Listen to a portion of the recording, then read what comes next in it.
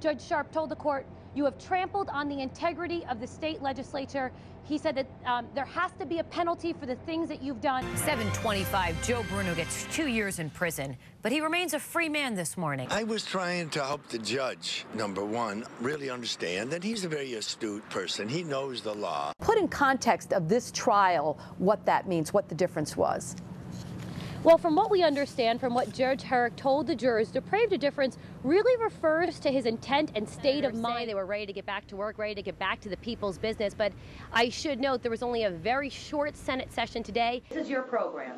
People aren't going to be able to call you up and say, hey, as a political favor, you and I have been buddies since high school, I want a placard. That will not happen. You're assuring me that. Absolutely. Holiday spirit for our hometown heroes. Certainly my favorite story of the day, and it's thanks in part to a program called Trees for Troops.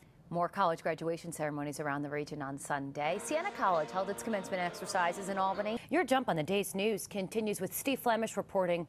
Lawmakers will meet again today, working out a budget and working through New York's fiscal issues. Well, the celebration continues today as the newly crowned World Series champions make their way through the Canyon of Heroes. A slap in the face. That's what the head of the Assembly Racing Committee says about those pay raises top officers of the New York Racing Association received. I'm Teresa Priolo. This is your CBS6Albany.com morning update. We're waiting for more information on a Sunday night fire in Washington County. Firefighters called to an apartment building at 120 Broadway in Whitehall. Hey, Ed, good morning. As you know, this is one of the busiest travel days of the year. And here at Albany International, things are in full swing. Given the immediate success of the show, what is it like for you when you get the script in hand, knowing full well that there's pressure to keep the show as good as it is? You know, I have to say this great moment happened. I got to ask you before I let you go about Magnum PI. I'm sure you're probably sick of hearing about it. I'm sure everybody has asked you about it. But when I told friends and family and coworkers that I was talking to today, some of them are still on the floor. We've had to pick them up because they are so madly in love with you. Mother Nature sure made a splash when she dumped all of the rain on the Lebanon Valley Speedway here in Columbia County. As you can see behind me, crews are working their tails off. This snow has been a headache for a lot of people this morning. I'm not telling you anything that you didn't know, but I found one, I can't say person, but two things. They're really enjoying it this morning.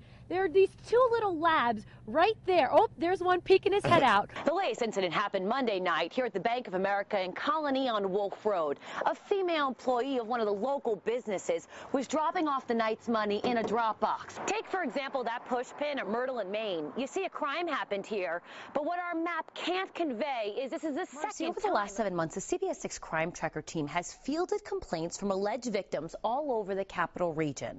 Well, what we found is not only is the town of Colony $14 million in debt, but as of 2001, they had a $12 million surplus. With crime like this, it's easy to understand why residents just want to give it all up and get out of town. If you catch the morning show on any given day, then you know that Ed, Neil, and I are huge dog lovers. The cute, the curious, the courageous, we love them all. We especially love a dog that can turn a trick. And so when we heard that Norman the scooter dog was taking his U.S. tour to Albany, I couldn't wait to get my paws on him. I went home last night and I had a little talk with Duke.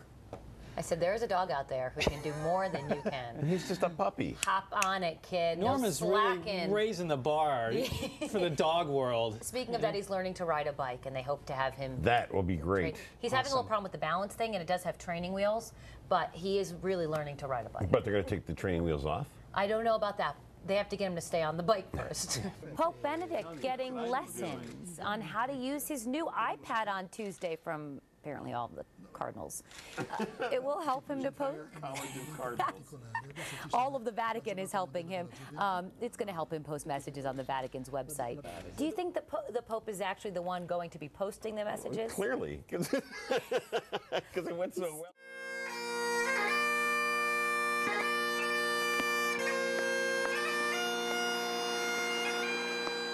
As far as I'm concerned, he's coming home a hero.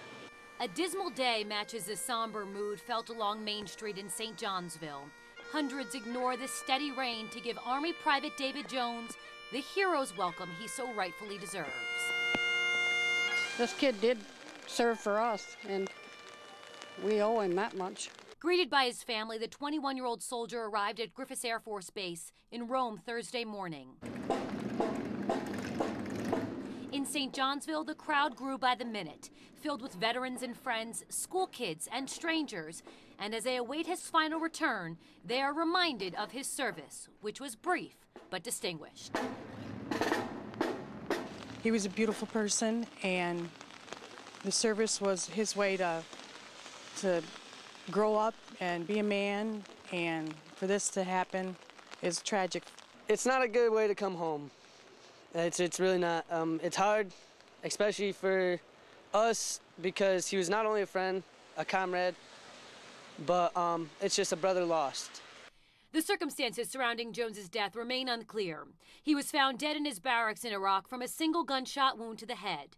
The Army is investigating, but they do not believe foul play is involved. No matter what happened over there, he was a serviceman.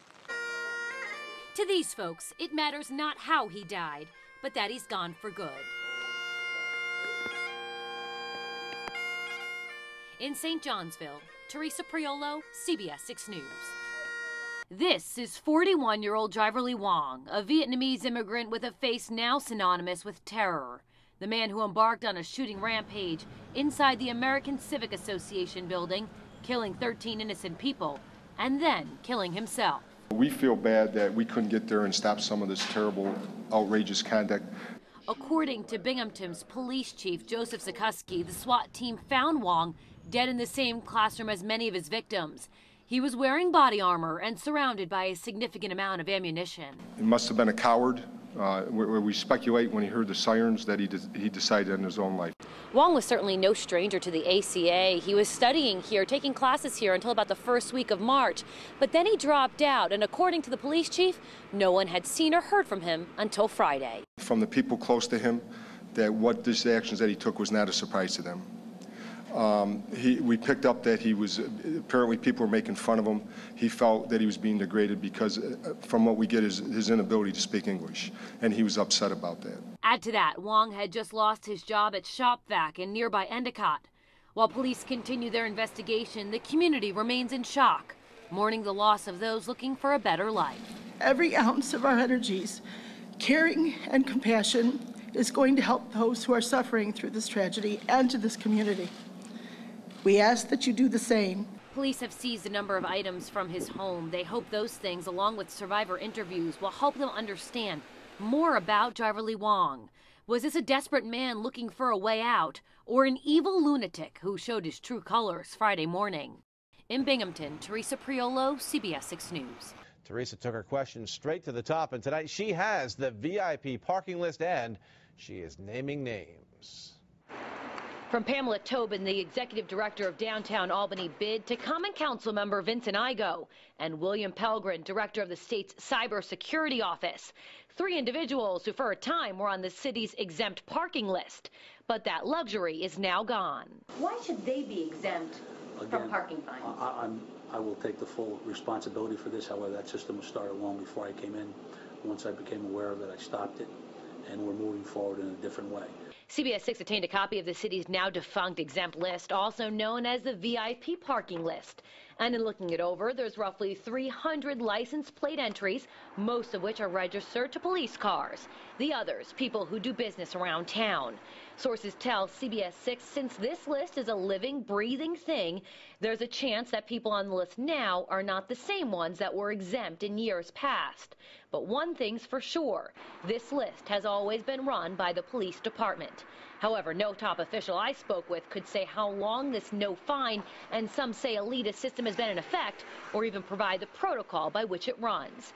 It's suspected this system has been in place for years, if not decades, providing both private citizens and city employees the opportunity to dodge tickets. As far as I'm concerned, it's behind us. I'm not going to let this ruin what we're trying to do as we move forward.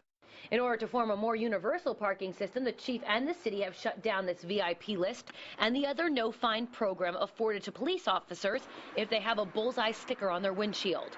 Both are gone in exchange for a more unified placard system, which will also be run by the police department. What I have found is that this placard system, in my opinion, that I've developed, will be the checks and balances that are needed. Chief Tuffy says he will be responsible for those placards. His department has ordered 1,000. Officers and others deemed placard worthy will sign them out on a daily basis, and a detailed list will be kept. Chief Tuffy assures CBS 6 he will be the one looking over the now frozen VIP list to ensure the same mistakes don't happen again. This is your program. People aren't going to be able to call you up and say, hey, as a political favor, you and I have been buddies since high school, I want a placard. That will not happen. You're assuring me that. Absolutely. If you don't have any valid reason for a placard, you're not getting one. End of story. Absolutely. But freezing the program hasn't stopped the state and city controller's office from looking into it.